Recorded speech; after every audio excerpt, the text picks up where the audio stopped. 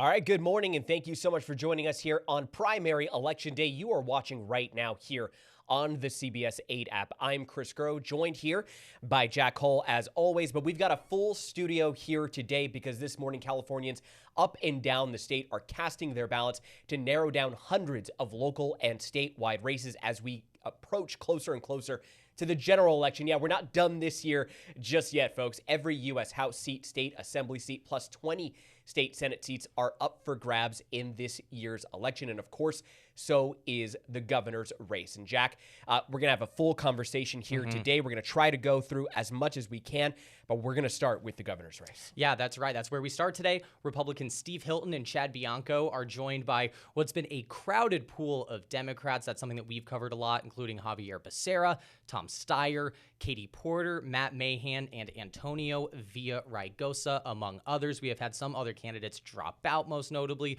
We've seen California Democratic leadership beg for candidates to drop out, sometimes unsuccessfully, really becoming a juicy, a really interesting race here. So super excited to talk about it today. Yeah, and of course, joining us is Wendy Patrick and Laura Fink, our News 8 political contributors. So Wendy, Laura, it is great to have you guys here in studio. Let's get right to it. The latest Emerson poll shows that Javier Becerra has a slight edge, but this is also the highest probably percentage of likely voters any candidate has gotten, 28%. We have Steve Hilton and Tom Steyer right on his heels going into tonight. So I guess Wendy, we'll start with you. Obviously, Steve Hilton being one of the two would be one of those favorable outcomes for Republicans. They want to at least get one of their guys here into the general. But is there a chance that it's a Steyer or a Becerra, that there's a chance that we break 16 years of Democratic governors, or is it likely again that this is just one of those foretold things? If you asked me that question a month ago, I would have said it's going to be two Democrats. Obviously, we're a deep blue state, and that's just the way it's going to be. Now, I have to say, I'm surprised at those poll numbers. And remember that for a while, depending on what poll you read, Hilton was ahead of Tom Steyer. You know, there are a lot of people that, even on the Democratic side, that think we'd rather have a candidate who has the experience, the wherewithal, the judgment, rather than somebody with just a lot of money that's never actually attained elected political office. Having said all of that, Steyer has gained on Hilton within the last, I would say, even week, which is one of the reasons that a lot of Democrats and I think a few Republicans are holding on to their ballots until the very last minute. Laura, there was a time in which I forget which of the polls it was done, but it was forecast as a 25% chance that we were going to have two Republicans make it through the primary. And we even heard Riverside Sheriff Chad Bianco allude to it during some of the debates, saying, hey, the best two choices are Hilton and I. Obviously, it appears now that we won't have that. So has the Democratic Party of California let out a sigh of relief here, or is there still work to be done, would you say? I mean, a little bit. I think what you see is post Nancy Pelosi, post, previous generation of Democrats, the next generation is still trying to figure out how they consolidate power and what pressure points there are for people to drop out, because you see virtually everybody staying in the race till the end, which is what enables Republicans to consolidate their base. We saw Donald Trump endorsing Steve Hilton. That's really what got him there. The conservative vote is strongly behind him and kind of falling away from Chad Bianco. With the split field, though, that means he's in second/third place. And so if Democrats really want to lead a state that is known for being blue, they're going to have to figure out primary elections. This is the most competitive primary we've seen in a very long time. No heir apparent, no political legacy, no sort of, family name, as we saw in Jerry Brown. And we also see candidates coming from across the state. Traditionally, the Democratic Party has been ruled by San Francisco and the Bay Area and Bay Area politicians, and we see that less the case because we know Becerra is from Los Angeles County. Well, I guess Tom Steyer might be from the Bay. Where are billionaires from? I'm not really sure. They have so many homes. Where do we find them? But generally speaking, like the power centers are shifting, and we see that evidenced in the split field and in the polling. But Steve Hilton, he's taking advantage of that and has done a good job doing so, and got got the nod from Trump, which will help him consolidate and make it through.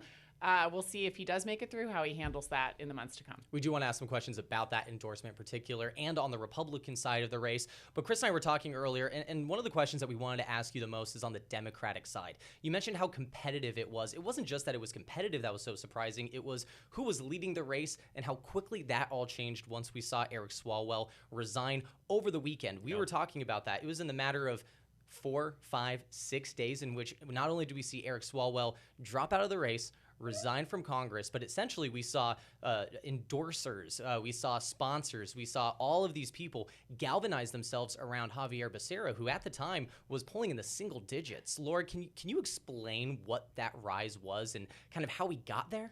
So I will say that the early polling, what do voters want before you even put a candidate in the mix that I saw about a year ago, they wanted someone who would fight Trump. Democrats wanted someone who would fight Trump. So who is going to be the Trump slayer? And then we saw candidates stand down, like Kamala Harris, like Senator Alex Padilla. And so who was going to fill that void? Well, Eric Swalwell certainly loved a TV camera, and he was able to come in and immediately garner poll numbers. Because of his scandal, because of his horrendous behavior, because he dropped out and was censured, that left a profound gap. And, I think we're going to be analyzing this for a long time because Javier Becerra stepped into that void and he was able to capture that vote. And I would say in two ways. One, he has the resume. He has the record of saying, yeah, no, I fought Trump. I was the Attorney General of California. I was a part of Biden's cabinet. And so he was able to leverage that experience into stepping into the void and accepting that support. I will also say he has twice the Latino support of Tom Steyer, and that cannot be underestimated. He was able to consolidate a good chunk of the Latino vote behind him, and those two advantages, he didn't have a viral moment. He didn't have a dominating performance in any debate. He doesn't have certainly a wildly unique policy position, but he was in the right place at the right time with the right resume. And I will add to all of Laura's great points that he was the perfect contrast to Eric Swalwell. I mean, we forgot who Javier Becerra was because he was so non-controversial. The no drama, no scandals. He was like the safe school of Democratic candidates. So because he has the experience, he was obviously the front runner. And, I made the joke earlier. I think even he was surprised to the rapidity with which he shot to the front of the pack. And there he stays. I will say I wanted to. There was one more person who sort of identified themselves as that Trump fighter, and that was Congresswoman Katie Porter. A lot of people expected maybe. I don't know what they expected, but I think especially when you consider the interview that was done with CBS California, and then obviously the sort of what came out after that, there was what seemed to be maybe some glimmer of hope once Swalwell dropped out. Were we surprised that Katie Porter wasn't able to capitalize on any of that? Well, at the beginning, I thought she really had a lot of great sound bites. And at the first debate, and even in the second debate, she really held her own on that stage of men, and sometimes, highlighting her gender. But I think what happened when the footage came out of the way she treated her staff, and some people might think, oh, it's a little thing, but character counts and judgment counts. And we've seen that really knock candidates out of the race across the nation. Whether it was that or simply the other positive things that came out about her opponents, I thought it was also interesting and somewhat disappointing how quickly she fell in the polls, considering she had some good policy ideas. Last month, California Democratic Party Chair Rusty Hicks said that the state's jungle primary does not work. It needs to be revised or repealed throughout the campaign. Hicks has warned of a Republican v. Republican scenario in the general election and was unsuccessful in lobbying low polling candidates to sort of, again, drop out of the campaign. You can think of someone like Antonio Villaraigosa, Tony Thurmond, who have continued to stay in. Now, question for the both of you. Do you think that the jungle primary for either party is maybe something that we need to rethink as a state? We'll start with you, Wendy. I think there's a big split of opinion as to whether or not it's a good thing. But because there's so much interest in running for these offices, I think a lot of people that are interested in politics would say, let's keep it as it is, because it really allows the voters to reflect the sentiment of the entire state. And I think that's probably still true even with the passage of Prop 50 that redistricted the state, because you still have the same voters even though they may be in somebody else's district. Laura, did you think that especially at the timing of it, feel a little bit like, let's kind of move the goalposts because this might be a scenario in which the jungle primary is not working out in our favor? Well, I mean, I have complex feelings about the jungle primary because I do like the idea. I mean, if Democrats got their act together, they'd have 2 Democrats, running in the general election every time. And so that part of me loves that competition. Right now, so few voters are paying attention. Our turnout, even in primary elections, we know is always less than in a general election. I like more voters to participate in the decision making. And that means when the real decision happens in November, I think it's better for everybody. But I do think you see this is a case of, generally speaking, the way that traditional power politics has worked is you've got to leverage people out of the race. You've got to either give them, you've got to sort of say, hey, your name's going to be mud if you stay in this race and ruin it for the team. Or you say, hey, how about this job, or how about that job, or how about I support you in this next race? And with the ability for the Democrats in California to clear the field is clearly non-existent. And I think they need to figure out, how do we run our team? What does our locker room look like? How are we playing within those rules? So I think it's less about the top 2 primary, which frankly could be a catalyst for those sorts of conversations, and more about sort of the internal politics and mores of the Democrats. It's certainly interesting, especially as that polling saw Bianco and Hilton so neck and neck. But one of the things that we've seen recently, and we'll go back to this Emerson poll, is that it seems like the gap between Hilton and Bianco has really widened. Some other polling has shown this to be a little bit more narrower than this one. This is an 11-point difference, but nonetheless, it is much larger than the 3 to 4 point difference we were seeing in a lot of the months preceding this. One of the things that a lot of people attribute that to is the Trump endorsement. We have seen just how effective that has been in some of these races across the country. Wendy, I want to ask you, when we're taking a look at these numbers and we're taking a look at what, I don't know necessarily if we want to go as far as to say a consolidation of Republican support around Steve Hilton, but very much it's been a good few weeks for him. Is that something that you attribute primarily to the Trump endorsement, or do you think that there's other factors at play? I think there are other factors at play for a variety of reasons, one of which is the president's endorsement doesn't always necessarily play well in every single race, although I do have to say that recently it has, almost across the board. But I'm a huge debate watcher, as Laura knows, and I know she likes debates too. I just think that anybody that watches a debate is going to vote. Viewers are voters. And I think he did just a dynamite job in the last debate, partially because that's what he does. He's a former Fox News host. He had a speaking role back in the UK. I mean, he's very familiar and he's in his sweet spot when he's speaking to the public. And that comes across during a debate. He also has an excellent demeanor. In other words, I've never seen him fly off the handle, lose his cool. Yeah. And, that really matters to voters as well. They want somebody who's able to keep a cool head in the hot seat. That was something that we both made note of here in our recap of the debate coverage. Was there was the referral of Trump as his daddy, that sort of insult that was thrown out, and the way that he maneuvered around that to hey, no, my dad's actually a goalie, or was a goalie on an ice hockey team in Europe, and I'm not really sure, did not take the bait. Yeah. And then we saw that attack employed at the next debate, but then that was the end of it, right? That was done. It was the end of it. Laura, I will say I do think the Trump endorsement may have been a factor. Maybe it was the debate performance, but we also got a chance to hear from Riverside County Sheriff Chad Bianco a little bit more. And to Wendy's point of debate performances, viewers are voters. It was sort of a little up and down in terms of Sheriff Bianco's debate performance, right?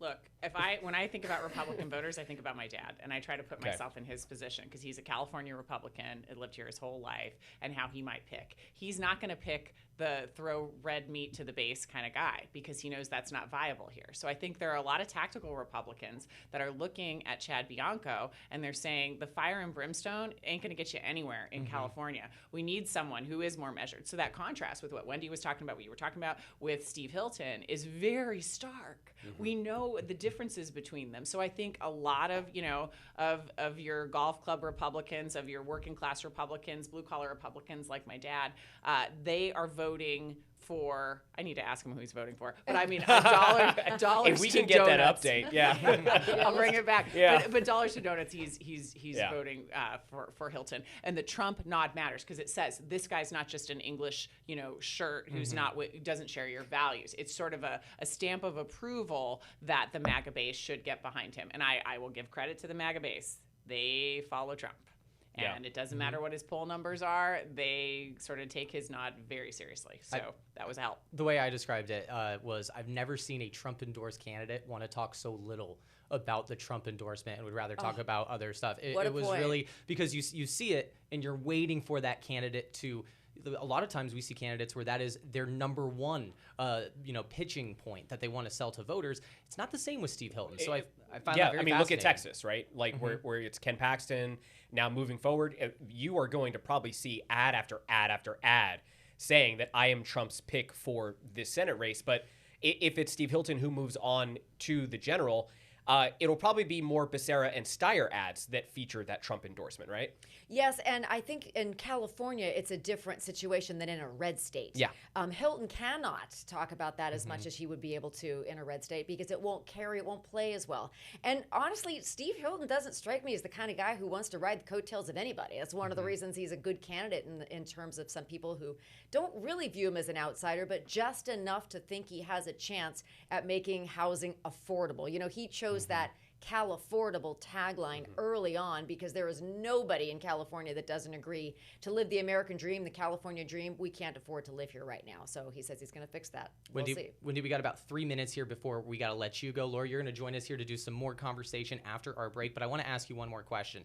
It looks like that there is a decent shot that we have a Democrat versus a Democrat general election and a pretty good shot that we have a Democrat versus a Republican just by looking at this poll. Of course, everything is subject to change. Hopefully that's stuff we can talk about tomorrow. But the question I think I would ask you is comparing those two scenarios of a Democrat versus a Republican and a Democrat versus a Democrat, how does that change the issues that you think are going to matter the most as we get into the general election? If it's two Democrats, I think Javier Becerra couldn't have more of an edge in terms of experience, expertise, credentials, everything that matters. He's not spending that much of his own money. He has a lot of support consolidated behind him. I think Tom Steyer's got some tough questions to answer. If I was running one of the debates, I'd be asking him all the questions that would distinguish him from Becerra in terms of how do you know how to do this? When it comes down to it, when you have two viable candidates, most people are going to vote for who's most electable. And so Javier Becerra really has an edge there. He went from almost obscurity, even though he had a position, Health and Human Services. I mean, he wasn't a nobody, right? But nobody knew who he was because he kept himself out of the spotlight. And that's going to play well in light of the scandals plaguing so many other candidates this cycle. Okay. All right. Well, Wendy, thank you so much for joining us here for this first block. Laura, you're going to continue to join us here. We're not letting you go just yet, but we are going to go ahead and take a quick break. But when we come back, we'll have our extended conversation here with Laura Fink.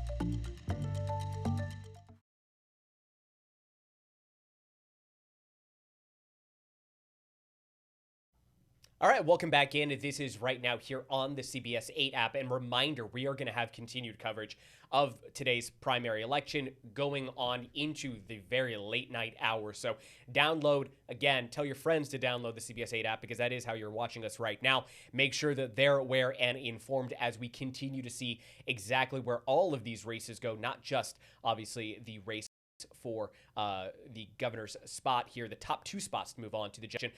News 8 political analyst Laura Fink joining us here in studio, as you can see. Want to take a step back out here, and we'll jump back into some of these California races. But Laura, I just want to get some sort of insight here into how it is that you're watching these midterm races. Obviously, primaries are shaking out. I can think of a number of different races, especially Senate races, that people are keeping an eye on. We mentioned Texas already, New Hampshire, Grand Plattner. Obviously, even some of the races impacted by Prop 50 here in California.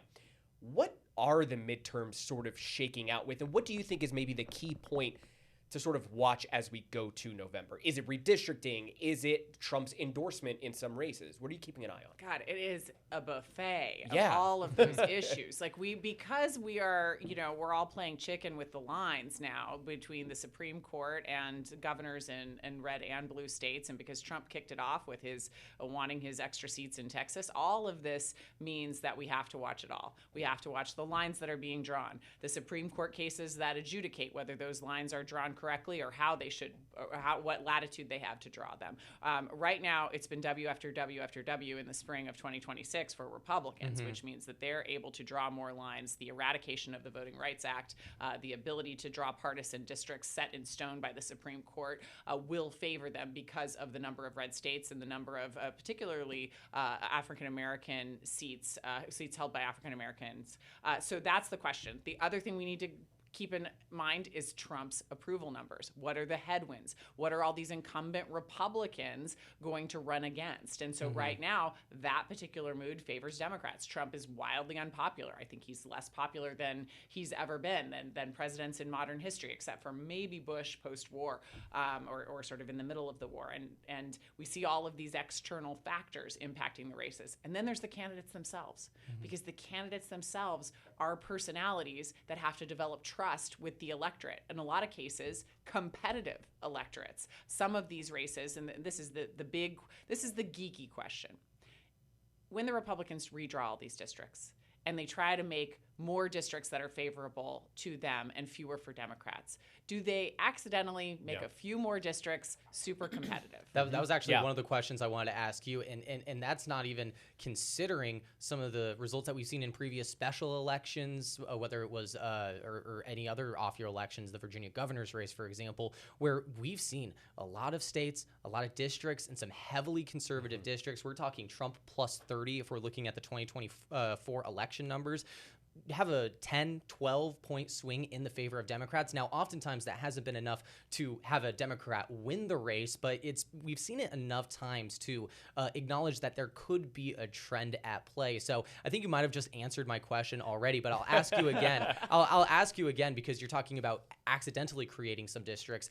Do you see some districts that have been redistricted to where they should still be keeping their eyes on it? Because are you basing those numbers and how you're redrawing those lines off of what could be outdated polling results as a result of the 2024 election? Absolutely. And we saw that. I mean, I think that Republican strategists are getting wise now that those districts probably have already been drawn where you're counting on more Latino support than you usually get, more support from younger male voters in particular than you usually get. Like those sort of headwinds, or those sort of tailwinds that were propelling Donald Trump and Republicans in the last election don't really seem to be there. So the question is, how much do you want that additional district, and how competitive do you make these districts? Like, so it's a problem of math, and so that's the sort of unfun, less vivacious answer. But I think in addition to that, the candidates matter. The candidates who you put on the ballot matters, the case they're able to make with voters, the trust that they're able to build with voters.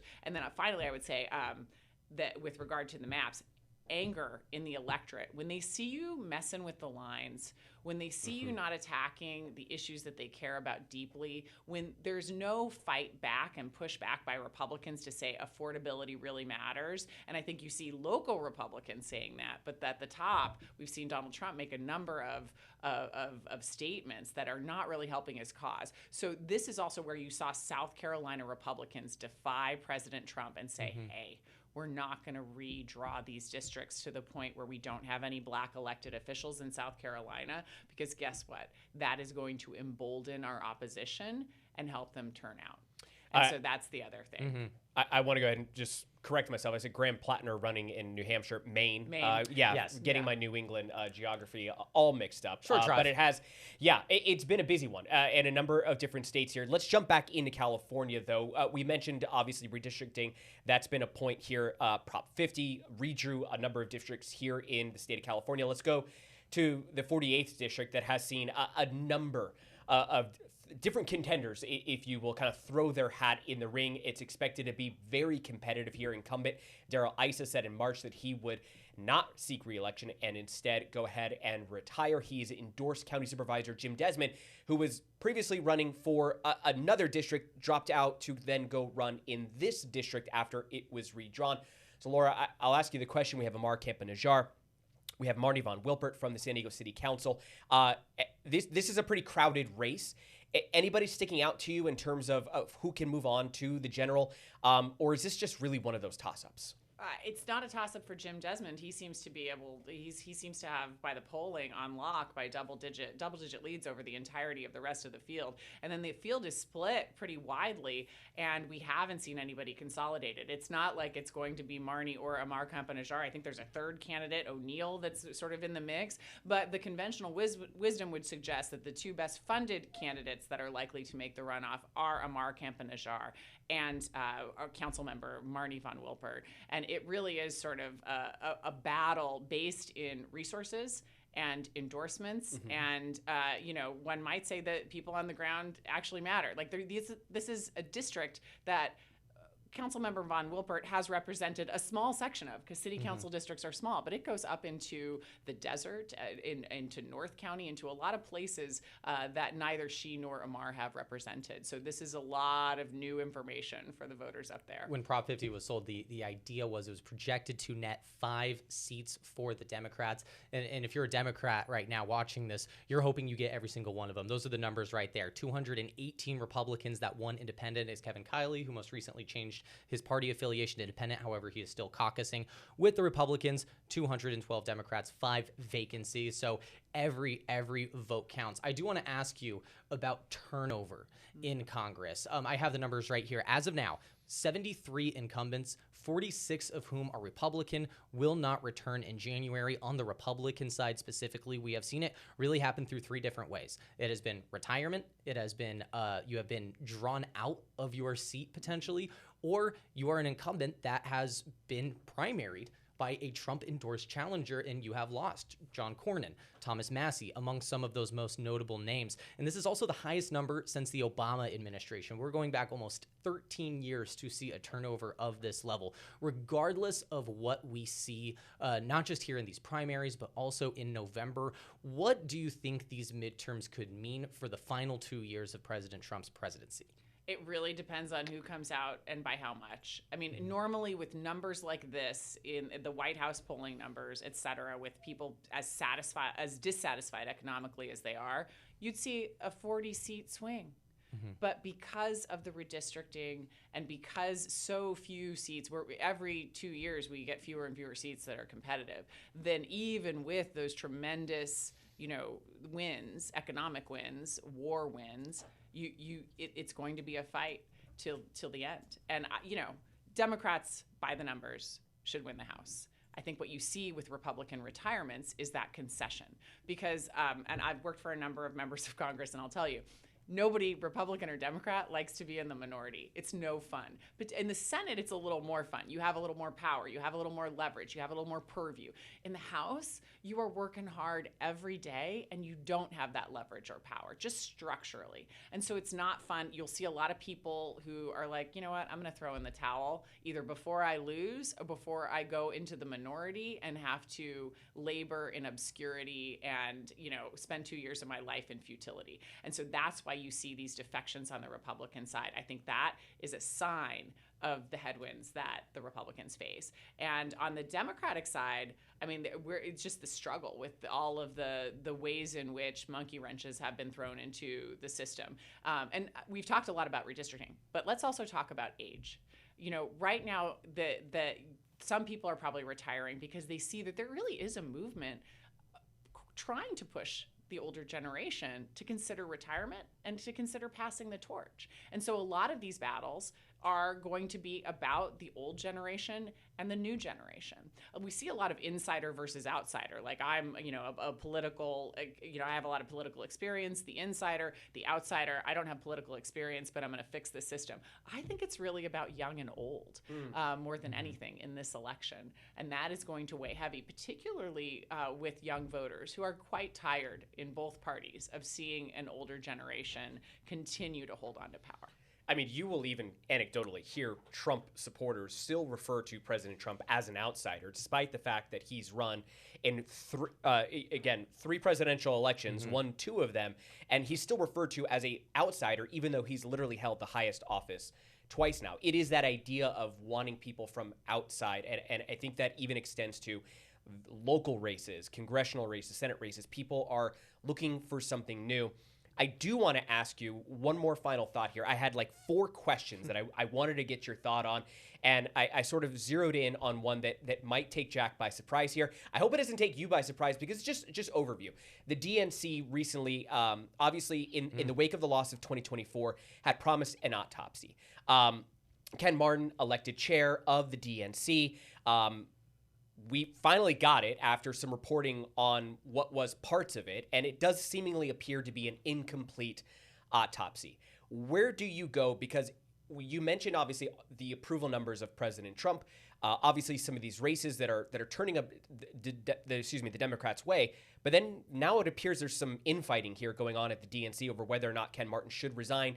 Does that matter? Was there a proper autopsy done? What do you make of sort of the state of the DNC as we are now going to hear a lot of people throw their hat in the ring to run for president in 2028? It's a mess. And you know, what a disaster. Like how you hire your friend to do an autopsy, then you promise you're going to release the autopsy conducted solely and almost exclusively by your buddy. And then you release parts of the autopsy. Then when then you won't release the rest, and you go and give terrible interviews about it. All of this erodes trust. And I know that a lot of this is the inside ball game for Democrats like me that are following every move of the party. Right. But there's already a trust deficit with Democrats, and you've got to show voters that you've got your act together. And the internal party politics are always messy. This is messy even by that standard. I mean, I think Ken Martin's got to go. I think you've got to have somebody in there that can read the room. But I also think this is a reflection of some of the institutional, like old school party leaders that want the rules to be the same as they always were, and they're not seeing the impact that their internal moves have on the external trust. They're refusing to make that connection, to see that you can do that. They think, oh, well, nobody cares about an internal autopsy. Well, guess what? TikTok does. Guess what? All of your sort of like there are far more people who are paying attention to the mechanics, because we just saw Democrats lose to someone we never thought we would lose to twice. And what's the responsibility of, and what mistakes did we make? And when you doctor the report that is supposed to give an analysis of where did we go wrong, it's not only embarrassing, it also shows you don't want to learn. So I think this is a disaster internally. I mean, the PR of it the news cycle, as you all know, will move on. Yeah. But I think internally, the unwillingness to deal with uncomfortable truths is a problem for the party moving forward, and one that I think, to be on a positive note, a lot of people want to see corrected. Yeah, So to piggyback off of that, it was notable.